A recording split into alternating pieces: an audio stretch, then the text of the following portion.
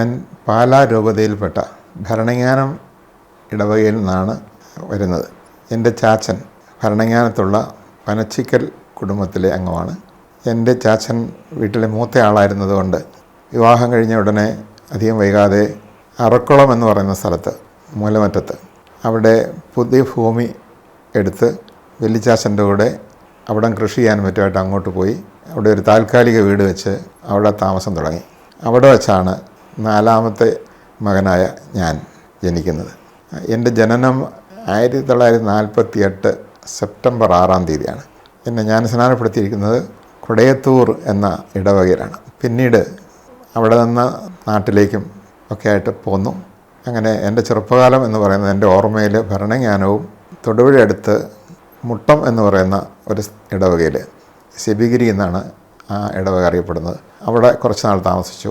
പിന്നെ തൊടുപുഴ അടുത്ത് നെടിയശാല എന്ന് പറയുന്ന ഒരിടവക.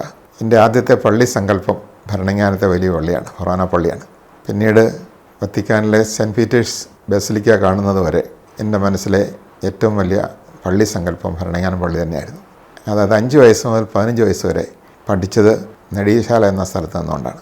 UP സ്കൂൾ എന്ന് പറയുന്നത് പുറപ്പുഴയായിരുന്നു. പിന്നീട് കരിങ്കുന്നം എന്ന് പറയുന്ന സ്ഥലത്ത് ഹൈസ്കൂൾ പഠനം നടത്തി. അത് കഴിഞ്ഞ് ഞാൻ സെമിനാരി ചേരുകയാണ് ഉണ്ടായത്, വിൻസെൻഷൻ സെമിനാരിയിൽ.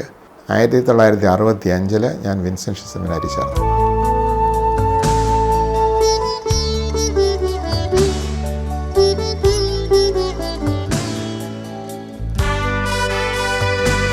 എൻ്റെ ചെറുപ്പകാലത്തെ ഓർമ്മകൾ പറയുകയാണെങ്കിൽ, അൽഫോൻസാമ്മ മരിച്ച് 2 കൊല്ലം കഴിഞ്ഞപ്പോഴാണ് ഞാൻ ജനിക്കുന്നത്. ആ കുട്ടിക്കാലത്ത് ഓർമ്മ വച്ച കാലം മുതൽ അൽഫോൻസാമ്മയെക്കുറിച്ചുള്ള ധാരാളം കഥകളും ധാരാളം സാക്ഷ്യങ്ങളൊക്കെ കേട്ടാണ് ഞാൻ വളർന്നത്. മാത്രമല്ല, എൻ്റെയൊക്കെ ചെറുപ്പകാലത്ത് മിഷൻ ലീഗ് എന്ന് പറയുന്ന സംഘടന, ചെറുപുഷ്പ മിഷൻ ലീഗ്, ഭരണങ്ങാനത്താണല്ലോ അത് ആരംഭിച്ചത്. അതിൻ്റെ പ്രവർത്തനങ്ങളൊക്കെ നടക്കുന്നതൊക്കെ നേരിട്ട് അറിയാനും പറഞ്ഞു കേൾക്കാനും ഒക്കെ ഇടയായിട്ടുണ്ട്. പിന്നെ എൻ്റെ മൂത്ത ചേച്ചി ഇസല്ല ചേച്ചി, അവർ റുസലേൻ സഭയിലാണ്, മഠത്തിലാണ്. പക്ഷേ അവർക്ക് മഠത്തിൽ പോകാനുള്ള തീവ്രമായ ആഗ്രഹത്താൽ ജ്വലിക്കുന്നത് ഞാൻ കണ്ടിട്ടുണ്ട്. വിവാഹമൊക്കെ ആലോചിച്ചപ്പോൾ കരഞ്ഞ് നിലവിളിച്ചുകൊണ്ട് എനിക്കെൻ്റെ കർത്താവിൻ്റെ മണവാട്ടി ആയാൽ മതി എന്ന് കരഞ്ഞുകൊണ്ട് ഓടുന്നതൊക്കെ ഞാൻ ഓർക്കുന്നുണ്ട്. എൻ്റെ ദൈവവിളിയെ സംബന്ധിച്ച് പറയുകയാണെങ്കിൽ, ആദ്യത്തെ എൻ്റെ പ്രചോദനം ചേച്ചിയിൽ നിന്നാണ്. എൻ്റെ ചാച്ചൻ വൈദികരുമായിട്ട് ഒത്തിരി ഇടപെട്ടിരുന്ന ആളാണ്. വൈദികരോട് ഒത്തിരി ബഹുമാനം ഉണ്ടായിരുന്നു. അതുകൊണ്ട് വീട്ടിലൊക്കെ കൊണ്ടുവന്ന് അവരെ സൽക്കരിക്കുകയും ഒക്കെ ചെയ്തതുകൊണ്ട് അച്ഛന്മാരുടെ കൂട്ടായ്മ എപ്പോഴും എനിക്ക് ഉണ്ടായിട്ടുണ്ട്.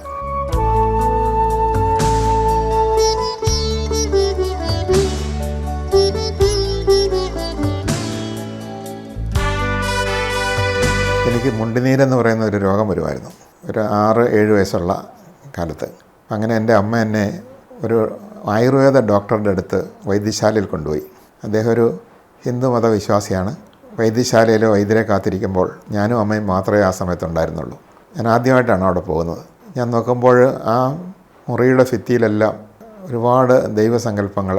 അപ്പോൾ ഞാൻ ആദ്യമായിട്ടാണ് ഇങ്ങനെയുള്ള പടങ്ങൾ കാണുന്നത്. ഞാൻ അമ്മയോട് ചോദിച്ചു, ഇതൊക്കെ എന്താണ്? അങ്ങനെ ചോദിച്ചുകൊണ്ടിരുന്നപ്പോഴാണ് വൈദ്യർ അതിലെ കടന്നു പോകുന്നത്. ഞാൻ അദ്ദേഹത്തെ കണ്ടില്ല. വൈദ്യർ എൻ്റെ തോളിൽ തട്ടിയിട്ട് പറഞ്ഞു, ഇതൊക്കെയല്ലേ മക്കളെ ദൈവങ്ങൾ എന്ന് പറഞ്ഞു. അത് കഴിഞ്ഞ് വൈദ്യർ പോയി കഴിഞ്ഞപ്പോൾ അമ്മ എന്നോട് ചെവി പറഞ്ഞു, ഇതൊന്നും ദൈവങ്ങളല്ല, ഇതൊക്കെ വെറും വരച്ച പടങ്ങളാണ്. നമ്മുടെ ഈശോ മാത്രമേ ദൈവമുള്ളൂ. ഇന്നും അത് ഓർക്കുമ്പോൾ എന്നിൽ കുളിര് കയറാറുണ്ട്. അന്ന് അമ്മയുടെ ആ വാക്കിലൂടെ കിട്ടിയ വിശ്വാസം, അതാണ് എൻ്റെ വിശ്വാസത്തിൻ്റെ അടിത്തറയായിട്ട് കുടുംബത്തിൽ നിന്ന് കിട്ടിയ വിശ്വാസം.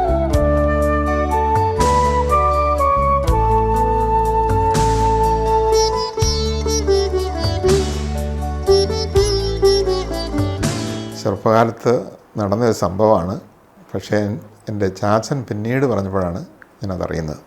ഇതാണ്, ഞാൻ കരിസ്മാറ്റിക് പ്രസ്ഥാനവുമായിട്ട് ബന്ധപ്പെട്ട് ശുശ്രൂഷകളൊക്കെ ചെയ്യുന്ന കാലത്ത് ഒരു കൺവെൻഷനിൽ ചാച്ചനും പങ്കെടുത്തു. അത് കഴിഞ്ഞ് ഞാൻ അന്ന് വീട്ടിലാണ് തങ്ങിയത്. അപ്പോൾ ചാച്ചൻ എന്നോട് പറഞ്ഞു, മോനെ, നീയൊക്കെ കരിസ്മാറ്റിക് ആകുന്നതിന് മുമ്പ് നിൻ്റെ അമ്മ കരിസ്മാറ്റിക് ആയിരുന്നു, ഒരു സംഭവം കേൾക്കണോ എന്ന് ചോദിച്ചിട്ട് എന്നോട് പറഞ്ഞു. അന്ന് പണ്ട് അറക്കുളത്ത് താമസിച്ചിരുന്ന കാലത്ത് ഒരു ചെറിയ വീടായിരുന്നു.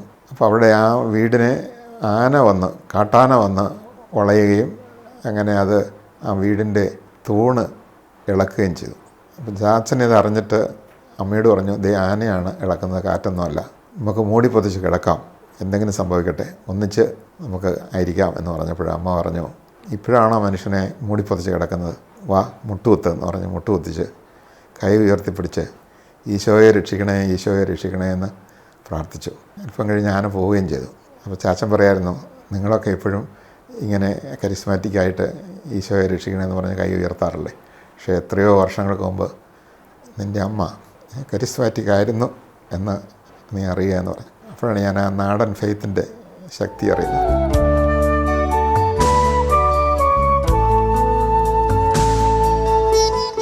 ഏത് പാട്ടാണ് ഏറ്റവും ഇഷ്ടപ്പെട്ടതെന്ന് ചോദിച്ചാൽ ഒരു പാട്ടായിട്ട് പറയാൻ ബുദ്ധിമുട്ടാണ്. എൻ്റെ ഏറ്റവും ആദ്യത്തെ പാട്ട് തന്നെ എനിക്ക് വളരെ ഇഷ്ടപ്പെട്ട പാട്ടാണ്. നിത്യത തീർക്കുന്ന നിമിഷങ്ങളെ, സ്വർഗം തുറക്കുന്ന നിമിഷങ്ങളെ. ആ പാട്ട് ഇന്നും വളരെ പ്രസക്തമാണ്. അതിനൊരു പഴക്കം തോന്നുന്നില്ല. ഒപ്പം പറയട്ടെ, ആ പാട്ട് എഴുതിയിട്ട് 50 കൊല്ലം പൂർത്തിയായി. പിന്നെ 50 കൊല്ലമായിട്ട് എല്ലാ വർഷവും എൻ്റെ പാട്ടുകൾ പുറത്തിറങ്ങിയിട്ടുണ്ട് മിക്കവാറും. എന്ന് പറഞ്ഞാൽ ഇറങ്ങിയതിന് ശേഷം ഞാൻ ഈ രംഗത്തുനിന്ന് പിന്മാറിയിട്ടില്ല. അത് കഴിഞ്ഞ് വേറെ പല പാട്ടുകളും വന്നു. തിരുനാമകീർത്തനം വളരെ പ്രസിദ്ധമായൊരു പാട്ടാണ്, പ്രചരിച്ചാണ്, അതെനിക്കിഷ്ടമാണ്. അതുപോലെ തന്നെ താരിളം മെയ്യിൽ മിശിഹ എന്നൊരു പാട്ടുണ്ട്, അത് എനിക്ക് ഒത്തിരി ഇഷ്ടമാണ്.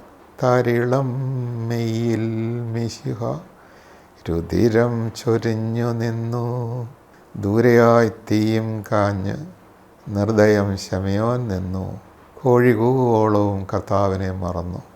ആ നോക്കിലെ ശോകസൗമ്യതയാൽ ആഴങ്ങളെ യേശു പുൽകി നിന്നു, ആത്മതാപമേറ്റ് ശമയോൻ കണ്ണുനീർ വാർത്തു. അങ്ങനെയാണ് ആ പാട്ട് പോകുന്നത്. അതെനിക്ക് ഒത്തിരി ഇഷ്ടമുള്ള പാട്ട്.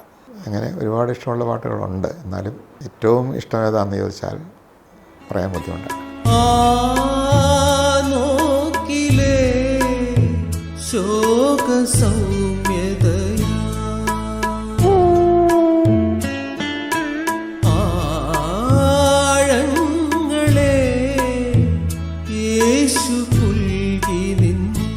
കേരള ഫിലിം ഇൻഡസ്ട്രിയിൽ ഇറങ്ങി ഒരു പടം ചെയ്യുക എന്നത് അത്ര എളുപ്പമുള്ള കാര്യമല്ല. ഞാനാണ് നിർമ്മാതാവ്, കഥയും എൻ്റേതാണ്, എല്ലാ മേഖലയിലും ഞാനതിൽ സഹകരിച്ചിട്ടുണ്ട്. പക്ഷേ ആ പടം ഒരു പരാജയമായിരുന്നു എന്ന് ഞാൻ കരുതുന്നില്ല. കാരണം അത് പൂർണ്ണമായിട്ടും നിർമ്മിക്കാനും തിയേറ്ററിൽ എത്തിക്കാനും സാധിച്ചു. ഒരുപാട് പ്രതികൂല സാഹചര്യങ്ങൾ നേരിടാൻ ഉണ്ടായിരുന്നു. അതുമായിട്ട് ബന്ധപ്പെട്ട് ഒത്തിരി ശത്രുക്കളെ നേരിടാനുണ്ടായിരുന്നു. അതൊന്നും എനിക്ക് പരിചയമുള്ളൊരു മേഖലയായിരുന്നില്ല. അതുകൊണ്ട് അധികം നാളത് തിയേറ്ററിൽ 2 ദിവസം 3 ദിവസമൊക്കെ നിർത്താൻ പറ്റുള്ളൂ. ആളുകളൊക്കെ വരുമ്പോഴേക്കും അത് തിയേറ്ററിൽ നിന്ന് വിട്ടുപോയി. അപ്പോൾ അങ്ങനെ ഒരു സംഭവം ഉണ്ടായി എന്നല്ലാതെ ആ സിനിമ പരാജയമാണെന്ന് എനിക്ക് തോന്നിയിട്ടില്ല. കാരണം എന്ന് വെച്ചാൽ പിന്നീടത് പല മാധ്യമങ്ങളിലൂടെ അത് കാണാനിടയായി. പിന്നെ സാമ്പത്തികമായിട്ട് ഒരുപാട് പേര് ഇതിൽ സഹകരിച്ചായിരുന്നു. സഹകരിച്ച 99% ആളുകളും കോ പ്രൊഡ്യൂസേഴ്സ് എന്ന രീതിയിലാണ് സഹകരിച്ചത്. അവരെല്ലാം എന്നോട് സഹകരിച്ചതുകൊണ്ട് അതിൻ്റേതായ ഒരു ഭാരം ഉണ്ടായില്ല. സഭാവർത്തങ്ങളെല്ലാം, രൂപതകൾ, സന്യാസ സമൂഹങ്ങൾ, വിൻസെൻഷ്യൻ സഭ, എല്ലാ മേഖലയിൽ നിന്നും വലിയ സപ്പോർട്ട് കിട്ടി. അതുകൊണ്ടാണത് പൂർത്തിയാക്കാൻ സാധിച്ചത്. അത് ഞാൻ നന്ദിയും കടപ്പാടുമുള്ളവരാണ്. അന്നത്തെ മേജർ ആർച്ച് ബിഷപ്പായിരുന്ന വർക്കി വിധേയത്തിൽ പിതാവ്, അതുപോലെ മീഡിയയുടെ ചാർജ് ഉണ്ടായിരുന്ന ചക്കിയത്ത് പിതാവ്, ഇവരെല്ലാം അങ്ങേയറ്റം എന്നോട് കൂടെ നിന്നതുകൊണ്ടാണത് പൂർത്തിയാക്കാൻ സാധിച്ചത്. ഇന്നും ആ സിനിമയ്ക്ക് പ്രസക്തിയുണ്ട്. യുവാക്കളുടെ ഇടയിലെ മയക്കുമരുന്ന് തുടങ്ങിയ കാര്യങ്ങളെ എങ്ങനെ നാം കൈകാര്യം ചെയ്യണമെന്നൊക്കെയുള്ള വിഷയങ്ങൾ അതിനകത്തുണ്ട്. പക്ഷേ അതിനകത്ത് ഏറ്റവും വലിയ പ്രമേയം എന്ന് പറയുന്നത് ഒരു വിശ്വാസി എങ്ങനെ പ്രതികൂല സാഹചര്യങ്ങളെ കൂളായിട്ട് നേരിടുന്നു, അതിജീവിക്കുന്നു എന്നുള്ളതാണ്. അതിനകത്ത് തിലകൻ അഭിനയിക്കുന്ന പൈലിക്കുട്ടിച്ചേട്ടൻ എന്ന കഥാപാത്രം വലിയൊരു വിശ്വാസിയുടെ പ്രതീകമാണ്. എന്നാൽ ഇതേ തരത്തിലുള്ള അനുഭവത്തിലൂടെ കടന്നുപോയ മറ്റുള്ളവർ ഈ സമയത്ത് പതറി എന്നുള്ളത്. അതുപോലെ മാധ്യമ രംഗത്ത് ഈ സിനിമ ഉണ്ടാകാൻ എന്നെ പ്രേരിപ്പിച്ചതാണ് അന്നത്തെ വിദ്യാഭ്യാസ മന്ത്രി മതമില്ലാത്ത ജീവൻ എന്ന് പറഞ്ഞുകൊണ്ട് മതത്തിനും വിശ്വാസത്തിനൊന്നും ഒരു വിലയും കൽപ്പിക്കരുത് എന്നുള്ള രീതിയിൽ പാഠപുസ്തകം പോലും കൊണ്ടുവന്നു. ആ സമയത്താണ് അതിനെ നേരിടാനായിട്ട് വിശ്വാസത്തിന് വിലയുണ്ട്, പ്രത്യേകിച്ച് സത്യവിശ്വാസി എങ്ങനെയൊക്കെയാണ് ഒരു പ്രതികൂല സാഹചര്യം നേരിടുന്നത് എന്നത് കാണിച്ചു കൊടുക്കാൻ അതിനുവേണ്ടിയാണ് ആ സിനിമ നിർമ്മിച്ചത്. അതുകൊണ്ട് സിനിമ നിർമ്മിച്ചതിലൂടെ ഉദ്ദേശിച്ച കാര്യം നടന്നു. പക്ഷേ തിയേറ്ററിൽ അത് ഏറെ നാൾ ഓടാനോ അങ്ങനെ ഒരു കളക്ഷൻ എടുക്കാനോ സാധിച്ചില്ല എന്നുള്ള സത്യമാണ്.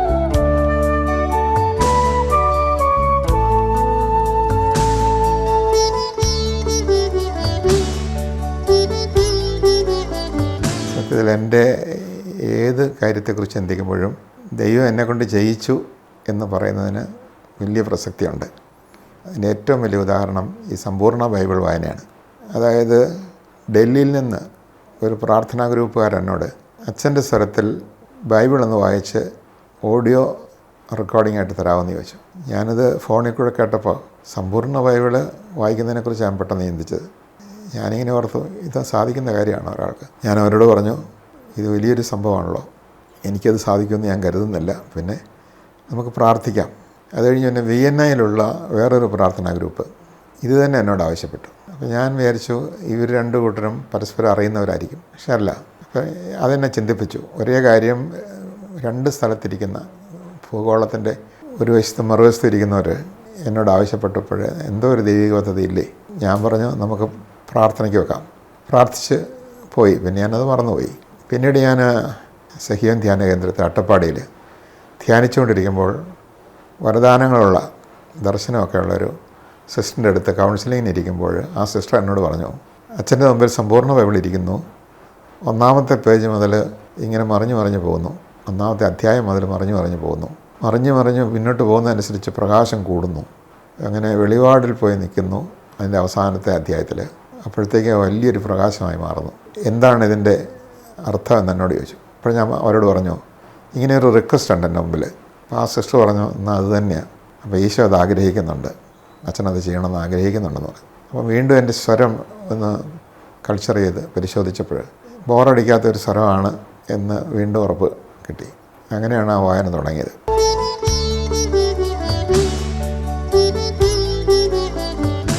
ഓരോ വായന മുന്നോട്ട് പോകുമ്പോഴും എനിക്ക് സന്തോഷമായിരുന്നു. 171 ദിവസം എടുത്തു അത് പൂർത്തിയായപ്പോൾ അതിയായ സന്തോഷമായിരുന്നു. അതിനിടയിൽ മറ്റൊരു സംഭവം കൂടെ ഉണ്ടായി. എൻ്റെ കാലിൽ, ഉള്ളം കാലിൽ, 2 കാലിലും വലതുകാലിൽ നിറച്ച് സോറിയാസിസ് എന്ന ഒരു രോഗം ഉണ്ടായിരുന്നു. 5-6 വർഷമായിട്ട് ഞാൻ ചികിത്സിച്ചിട്ടും മാറാത്ത. പക്ഷേ ഈ സമ്പൂർണ്ണകൾ വായിച്ച് ഒരാഴ്ച ആയപ്പോഴത്തേക്കും അത് ഉണങ്ങി. ഒരു മരുന്നും കൂടാതെ ഉണങ്ങി. രണ്ടാമതായിട്ട് എനിക്ക് ബ്രോങ്കൈറ്റിസ് എന്ന് പറയുന്ന ഒരു അസുഖം ഇടയ്ക്കിടയ്ക്ക് വരുമായിരുന്നു. അപ്പോൾ ഈ വായനയുടെ ആരംഭകാലത്ത്, അതായത് സിസ്റ്ററിൻ്റെ അടുത്ത് ഇരിക്കുമ്പോൾ തന്നെ, കൗൺസിലിന് ഇരിക്കുമ്പോൾ തന്നെ ഞാൻ ബ്രോങ്കൈറ്റിസ് ഉള്ള ആളാണ്. ധ്യാനം കഴിഞ്ഞ ഉടനെ തന്നെ ആശുപത്രി ഒന്ന് അഡ്മിറ്റ് ചെയ്യണമെന്നും ആൻറ്റിബയോട്ടിക് ഡ്രിപ്പ് ഇടണമെന്നൊക്കെ വിചാരിച്ചിരിക്കുകയായിരുന്നു. പക്ഷേ ആ കൗൺസിലിങ് കഴിഞ്ഞപ്പോൾ തന്നെ എൻ്റെ ബ്രോങ്കൈറ്റിസ് ശമിച്ചു, ഞാൻ ക്ലീനായി. അതൊരു അടയാളമായിരുന്നു. പക്ഷേ ഏറ്റവും വലിയ അനുഭവം എന്ന് പറയുന്നത് അത് ഒരേ ടോണിൽ വായിച്ചെടുക്കാൻ പറ്റി. സാധാരണഗതിയിൽ വായിച്ച് വരുമ്പോഴത്തേക്കും ടോണൊക്കെ മാറിപ്പോകും. അനേകർക്കത് പ്രയോജനപ്പെട്ടു. ഇപ്പോഴും അത് ലോകം മുഴുവൻ കിടന്ന് ഓടുന്നുണ്ട്. ഈ കഴിഞ്ഞ ആഴ്ചയിൽ ഒരാൾ അത് ഒരിടത്തും കിട്ടാത്തതുകൊണ്ട് എൻ്റെ അടുത്ത് വന്നു. ദൈവം എന്നെക്കൊണ്ട്, എൻ്റെ ഈശോ എന്നെക്കൊണ്ട് ചെയ്യിച്ചു.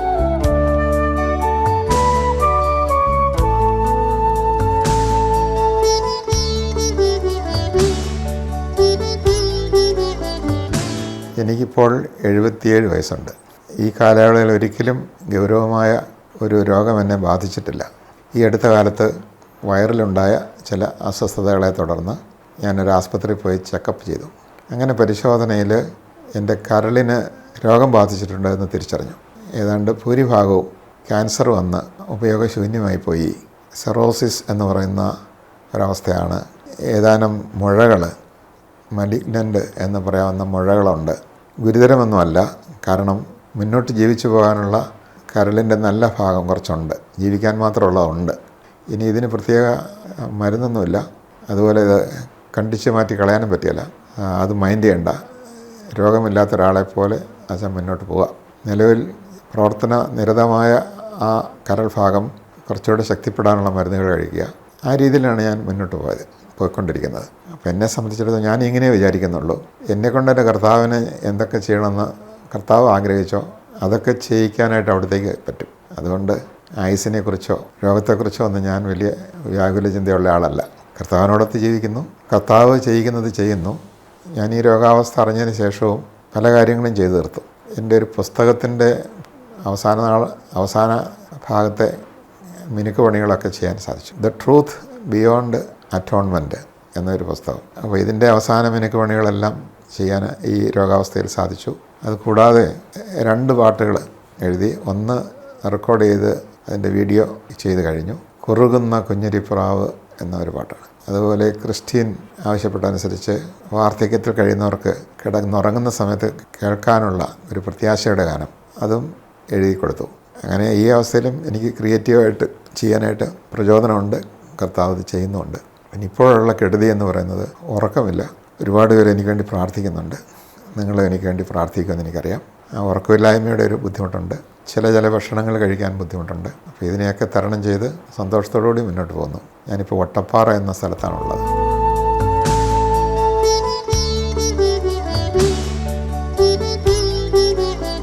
ഒരു കാര്യം മാത്രമേ പറയാനുള്ളൂ. ദൈവം നമ്മുടെ പാപം നമുക്കെതിരെ പരിഗണിക്കാത്തത് കൊണ്ട് നിൻ്റെ പാപത്തിന് നീ ഒരു പരിഹാരം ചെയ്യണമെന്ന് ദൈവം ആവശ്യപ്പെടുന്നില്ല.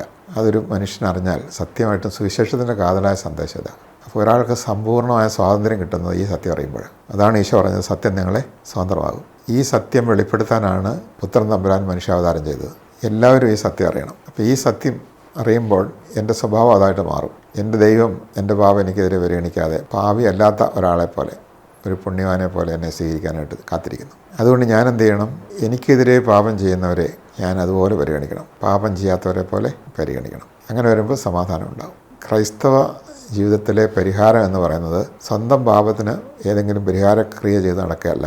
പിന്നെയോ തന്നെ ആരെങ്കിലും വേദനിപ്പിച്ചാൽ, ഉപദ്രവിച്ചാൽ ആ വേദനയും ഉപദ്രവവും ഏറ്റുവാങ്ങിക്കൊണ്ട് സാരമില്ല, ആ വ്യക്തിയെ പാപം ചെയ്ത ആളെപ്പോലെ കാണാതെ ഒരു പാപവും ചെയ്യാത്ത ഒരാളെ പോലെ പരിഗണിക്കുക. അവിടെ സഹനമുണ്ട്. അപ്പോൾ അതുകൊണ്ട് ഇതാണ് രക്ഷയുടെ അടിസ്ഥാനം. അങ്ങനെ വരുമ്പോൾ ലോകത്തിന് മുഴുവൻ പെട്ടെന്ന് സമാധാനം ഉണ്ടാകും.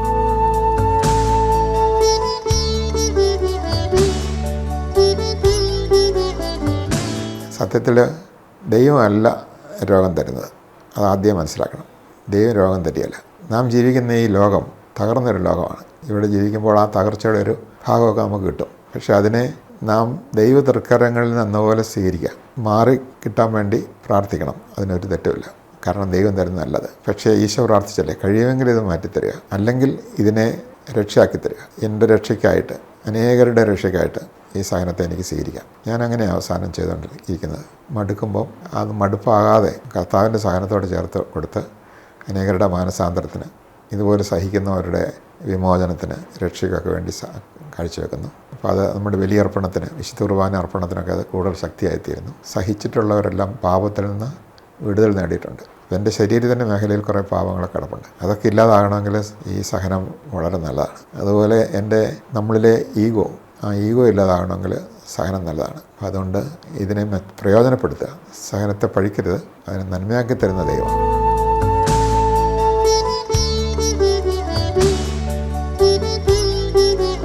എനിക്കെന്തെങ്കിലും ഇനി ചെയ്ത് തീർക്കാനുണ്ട് എന്നൊരു തോന്നൽ എനിക്കില്ല. കാരണം ഒന്നും തന്നെ പ്ലാൻ ചെയ്തതല്ലല്ലോ. അപ്പോൾ അതുകൊണ്ട് ചെയ്യാൻ എന്നെ സജ്ജമാക്കി എന്നെക്കൊണ്ട് കർത്താവ് ചെയ്യിക്കുന്ന ഒരു അനുഭവം ഉള്ളത്.